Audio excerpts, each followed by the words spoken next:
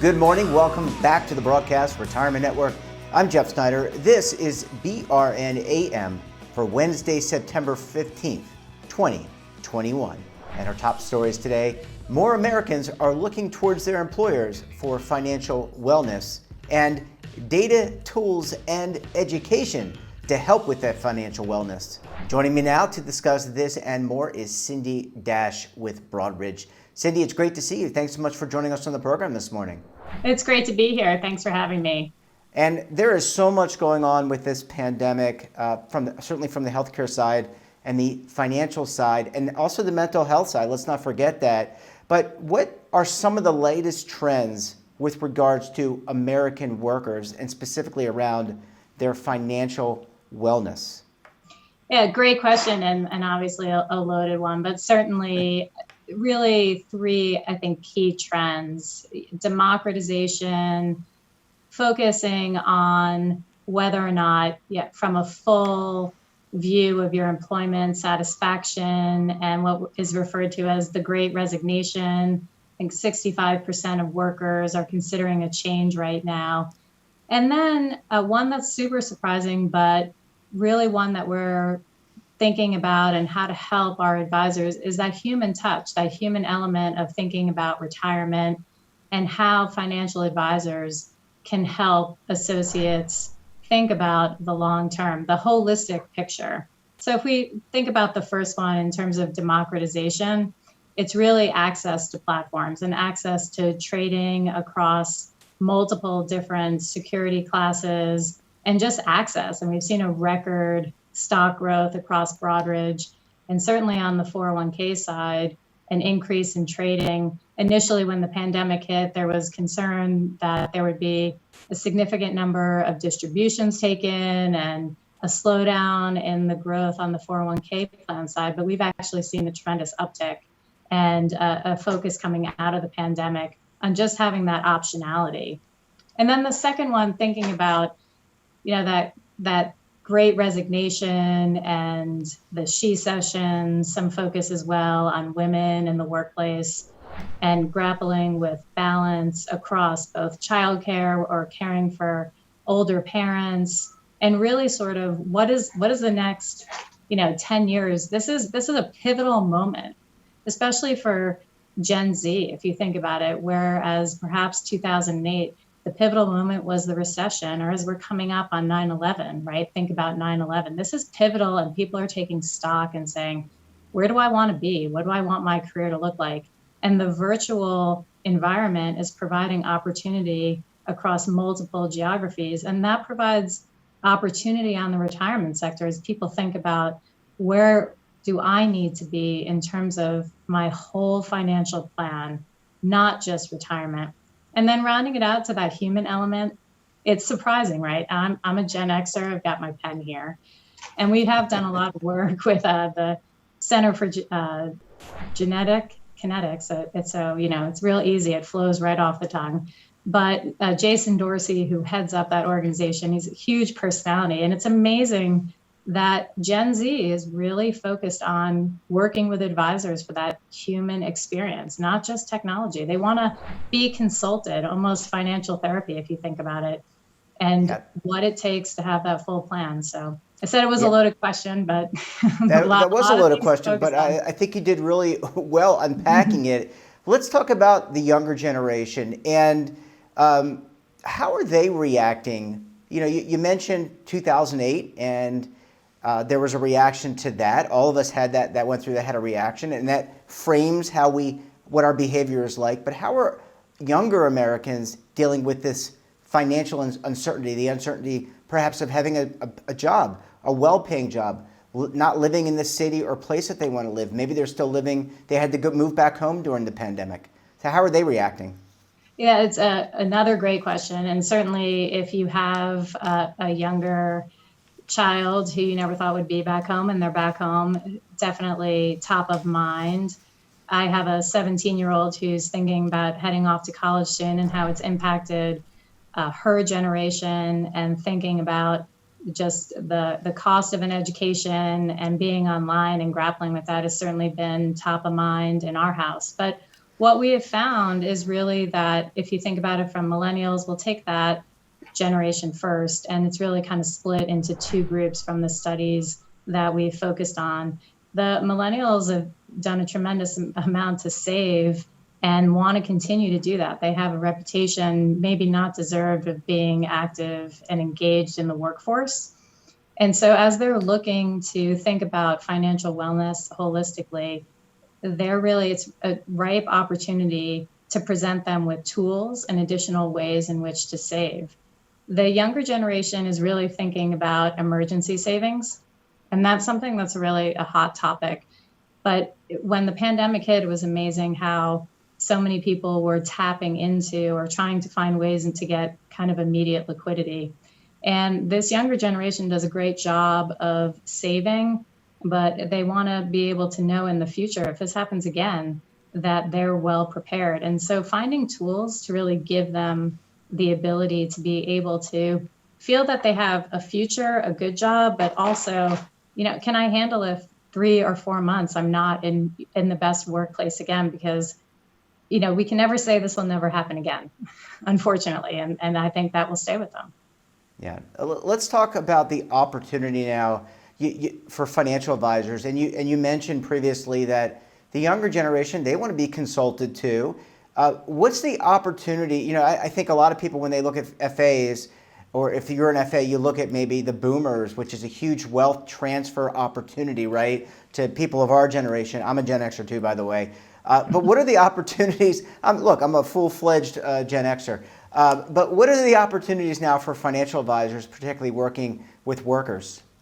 Well, the good news about us Gen Xers and what I've learned from the work that we've done on the study is that we're the glue, we're the management glue, and we have the ability to be able to certainly help and think about, as that great resignation may continue, how to keep and retain talent. But really from a financial advisor standpoint, there's a great opportunity as we also think about the focus on diversity, equity, and inclusion to be able to find ways in which to reach this younger workforce through technology, but also, once again, through that human interaction. They want the ability to sit with you, to have discussions. Might be more difficult in a virtual environment when I say sit, but it doesn't matter. It's the new norm, and really thinking through how to make sure that not only is retirement covered, but also think about they're probably coming out with student loans.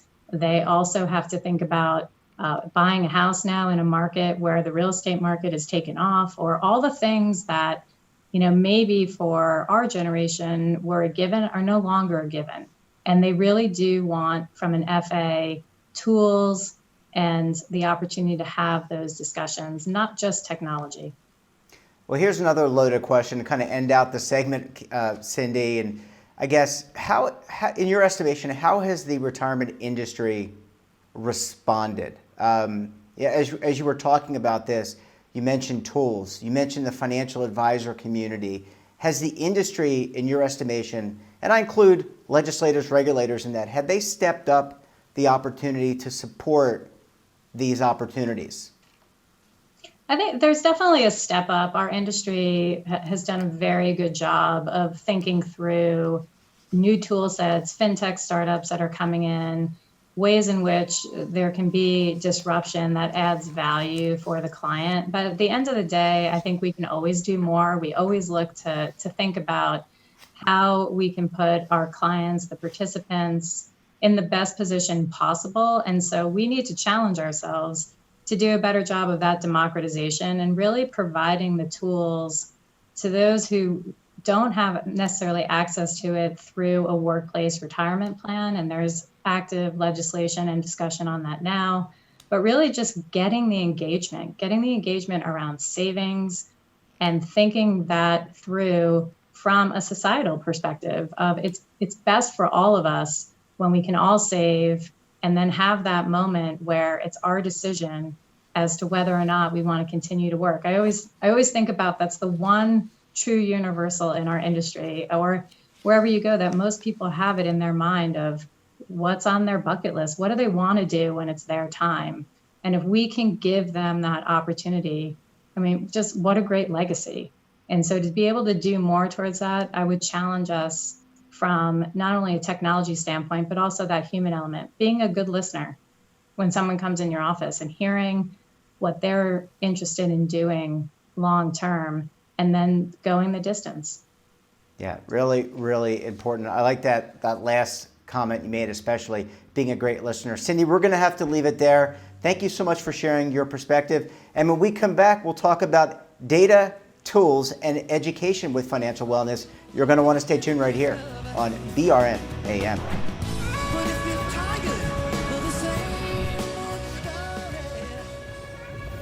Imagine a new television network that will make you richer, healthier, and in control of your financial future.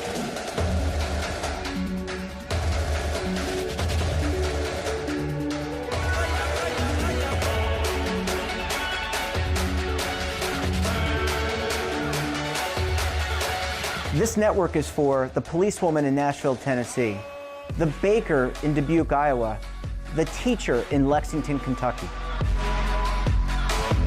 We want to make the idea of savings and retirement culturally relevant. But what do you see as a defining issue of the midterms, especially for the smaller businesses? I mean, they are the lifeblood of the American economy.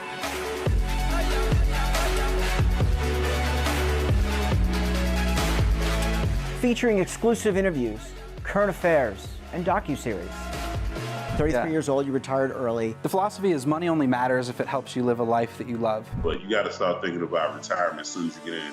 The Broadcast Retirement Network will drive very high engagement with premium partnerships. So this isn't retirement and savings for your parents or grandparents. This is for all Americans. And we're going to change the way you think about money.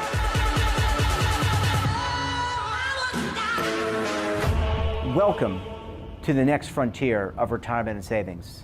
This is BRN, the Broadcast Retirement Network. Are you stuck with a low credit score? A credit report and score that's causing you to be denied credit or pay higher interest rates than others for the same things? Then do what Terrence did and call Credit Repaired for your free credit evaluation to help restore your credit. I started thinking about buying a new house, and my score wasn't where I needed it to be. I called and spoke with one of the representatives, and we just had a good conversation, and I liked what he was saying. Just one call for his free credit evaluation was all it took to start back on the track to repairing his credit. I'm seeing the deletions and I'm getting the report, so I know something's being done. It does make a difference to me. All it takes is one call to get started. Credit Repair has given me a second chance to have a better credit score. Don't let a low credit score hold you back another day. Do what Terrence did and make the call for your free credit evaluation.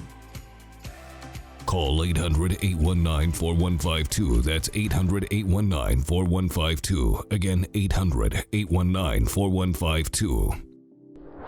Welcome back. We're now joined by Lee Stevens of T. Rowe Price and Brian Walsh of SoFi. Lee, Brian, great to see you this morning. Thanks so much for joining us today. Thanks for having us. Yeah, it's great. And we're going to talk about a prescriptive approach now for employers. And Lee, I want to start with you, and let's talk about data needs, and what is needed from the employer to really target and focus on people, individuals, employees that need financial wellness assistance.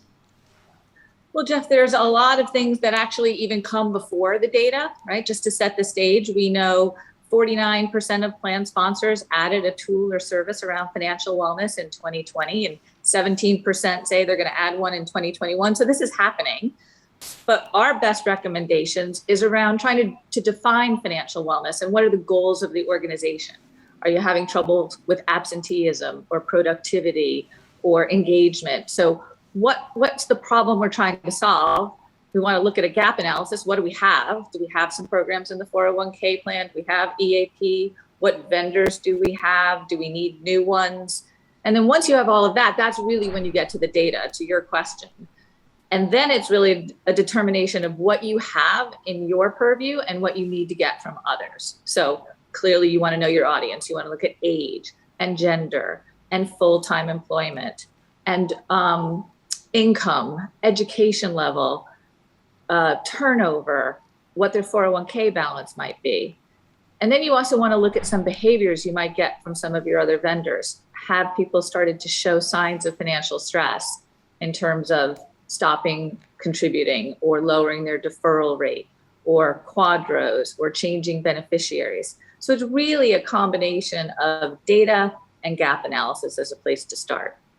Yeah, absolutely. Thanks for that, Lee. And Brian, I want to come to you because your firm, obviously, like T. Rowe Price, engaged in educating individuals, and I think there's probably some lessons to take away from your interactions as well. What can you tell us? What are some of these engagements like? What are people thinking about, and how reliant are people on technology versus that human element? Yeah, I think this is really interesting, especially working for a fintech, but then leading financial planning. And technology and data gets so much attention. But at the end of the day, I think they should serve as a complement at times, as well as a substitute for human expertise at times. So I think there's certainly a role to leverage technology because of how fast and easy it is for the employees, how scalable, cost-effective it is for employers. But let's face it, humans sometimes are going to prefer to work with humans. And also there's going to be situations where technology, quite frankly, can't handle the situation. So I think some of the key lessons that we've learned are when you use technology, make sure you solve the right problem. Speed to value is going to be critical when you use technology, and then making that experience holistic. So solving the right problem, I really think it's a good example would be our student loan debt navigator tool. Our planning team was getting the question all the time, what should I do with my student loans? We had great SOPs, we answered the question consistently, and we basically sat back and said, hey, a lot of people want this question answered. Can we codify what a human's saying and create an algorithm so that way we could put a tool in people's hands? So we went through a pretty deliberate process, and we found product market fit, and we got that out there, and now they have logical planner in their hands, which was pretty important. But then the speed to value is also going to be important, not just using data to minimize questions you ask, but then how you ask the questions, I think gets overlooked because that impacts if someone actually is going to go through there and answer the questions and provide the information. So I think you can balance the two and you can create an ideal experience for people. Yeah, just to follow up on I want to ask both of you this question, but just to follow up with you first, Brian, data and that balancing act, and how are you balancing, or how are you seeing clients balance, hey, I want to provide as much as I can to you, whether it's connecting to a record-keeping system like T. Rowe Price, external HR functions, et cetera. How are you seeing employers kind of balance all that and employees balance all that? Yeah, to us, I think it really goes back to if you're solving the right problem and your speed to value is quick, then that's really the trick to get more information to provide more value.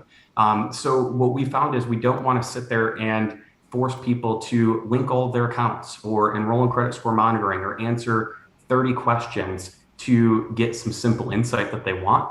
So if we position the tool the right way, simplify it to the bare bones, give them value, and then we can get deeper. But I think it's all about returning that value quickly. Thank you, Brian. And Lee, back to you. And you laid out a prescription for financial wellness, involves some data. Are you seeing some questions or a balancing act on the data that employers are providing? Oh, completely a balancing act, right? Security is a primary concern for everyone. So you really have to look at your organization and say, what's our policy about sharing data? How much do we want to share as an employer? How much do we want our employees to contribute to that information? But no matter who's contributing it and what they're sharing, and Brian's point is well taken, right? The more data there is, the more robust and intuitive and logical that experience is going to be.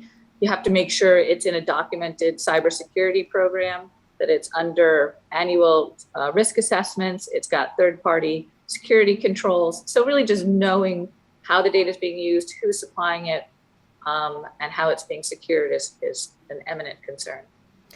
Well, thanks, Lee. And Brian, I want to come back to you because we're all individuals. We all have different aspirations and goals, and we're all aging at different rates and have families. Some of us have families, some of us don't. Some of us plan to retire at 65, some of us aren't. How do you balance, or how do you measure that first, how do you deliver the services based on independent goals, but also how do you measure success for those individuals against their goals?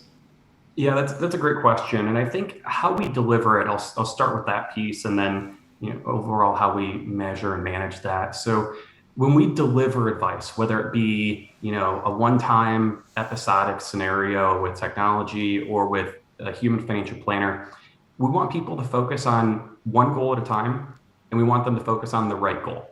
And we found that balancing act and considering those things are absolutely critical. The one goal piece, they see progress quicker, so they're going to be more persistent. And it's all about the employee clearly understanding what they need to be focusing on, what that one thing is going to be. On the right goal, I think that's the balancing act when we're engaging with employees, because they may come to us with one topic in mind, but really we need to consider their holistic financial picture to tell them, should you be focusing on this or something completely differently? So we make that a big priority as we're delivering that experience. And then on measuring it, for both those pieces, we really just make sure we have a clear way to track it. So that way, as they progress through the experience, what step are they on?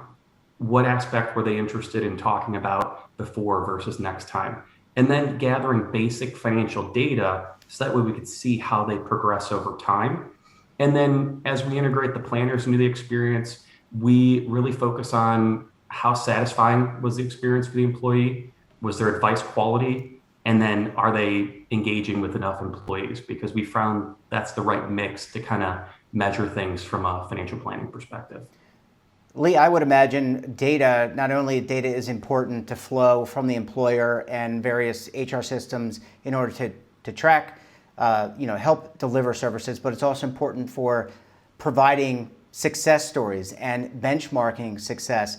How do you take all this data, and you're out there talking to consultants and other people within our ecosystem, in the retirement ecosystem, how do you measure success, and are plan sponsors, employers engaged in tracking that success?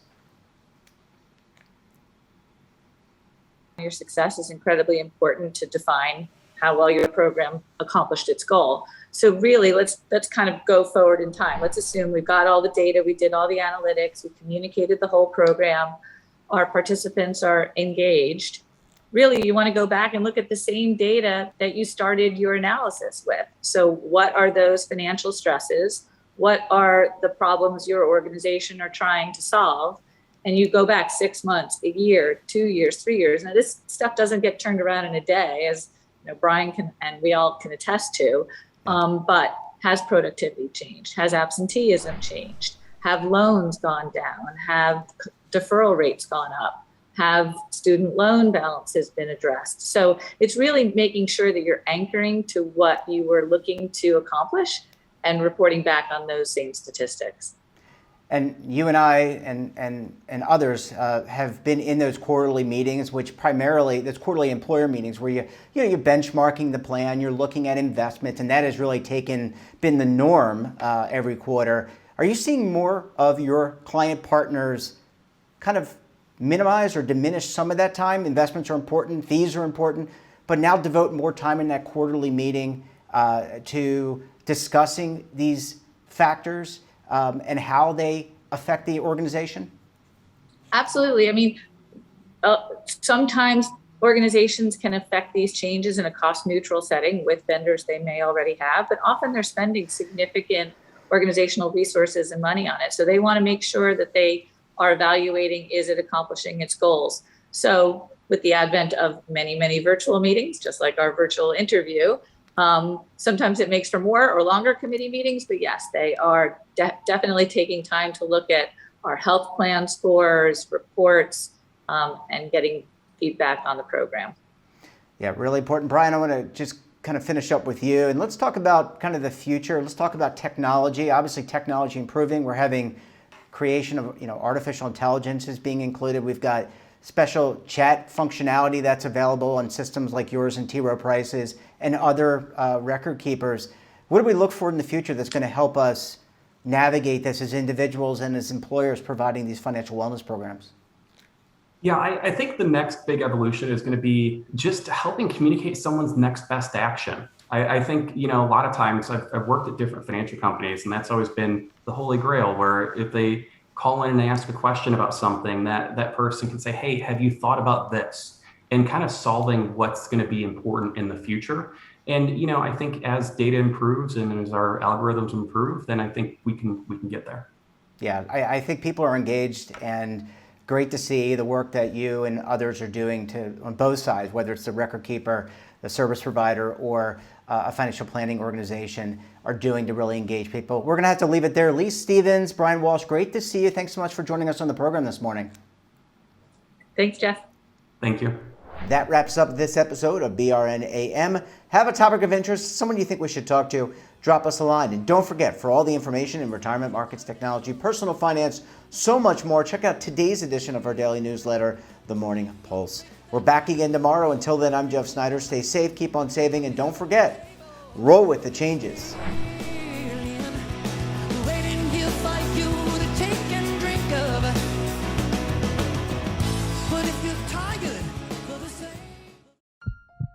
Are you being audited, and do you owe the IRS $10,000 or more in back taxes?